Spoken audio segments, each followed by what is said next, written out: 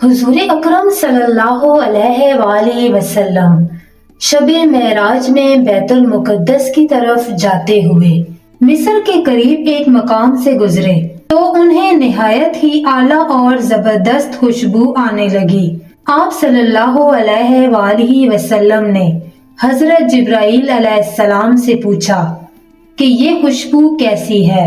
جواب ملا کہ یہ خوشبو فرعون کی بیٹی کی باندی مشاطہ اور اس کی اولاد کی قبر سے آ رہی ہے۔ پھر حضرت جبرائیل علیہ السلام نے اس بات کا قصہ بیان کیا کہ مشاطہ فرعون کی بیٹی کی خادمہ تھی اور وہ خفیہ طور پر اسلام لا چکی تھی۔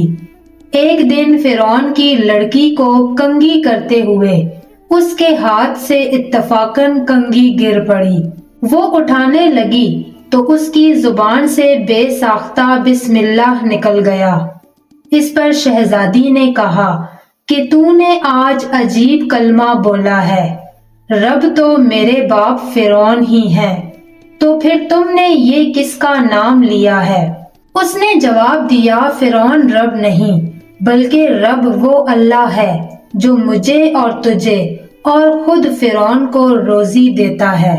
شہزادی نے کہا، اچھا تو میرے باپ کے سوا کسی اور کو اپنا رب مانتی ہے؟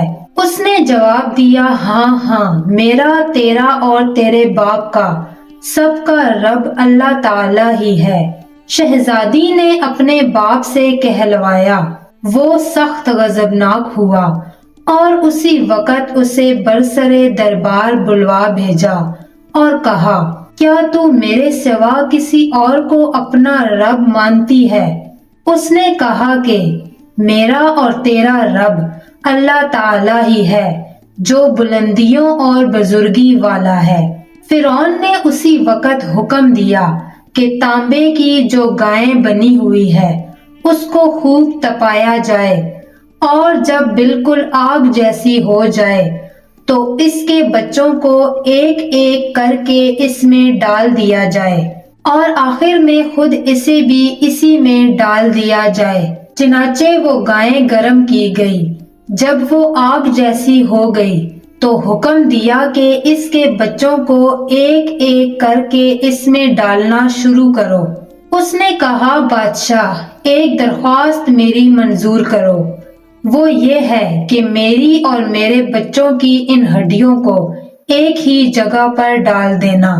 بادشاہ نے کہا، اچھا، تیرے کچھ حقوق میرے ذمہ ہیں، اسی لیے مجھے تمہاری یہ بات منظور ہے۔ اس خادمہ کی دونوں بچیاں اس کی آنکھوں کے سامنے اس میں ڈال دی گئیں اور وہ فوراً جل کر راکھ ہو گئیں۔ پھر سب سے چھوٹے بچے کی باری آئی جو ماں کی چھاتی سے لگا ہوا دودھ پی رہا تھا۔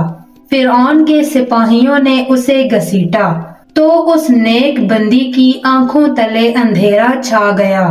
اللہ تعالیٰ نے اس بچے کو اسی وقت زبان دے دی اور اس نے بآواز بلند کہا، اماں جان افسوس نہ کر، اماں جان ذرا بھی پس و پیش نہ کر، حق پر جان دینا ہی سب سے بڑی نیکی ہے۔ چنانچہ فرعون کی اس خادمہ کو صبر آ گیا اور اس کے اس چھوٹے ننھے بچے کو بھی فرعون نے آگ میں ڈلوا دیا اور سب سے آخر میں ان سب بچوں کی ماں یعنی فرعون کی خادمہ کو بھی اسی آگ میں جلا کر مار ڈالا گیا۔ یہ سارا قصہ بیان کرتے ہوئے جبرائیل علیہ السلام نے کہا، یہ خوشبو کی مہک فرعون کی اسی خادمہ کے جنتی محل سے آ رہی ہیں۔ سبحان اللہ۔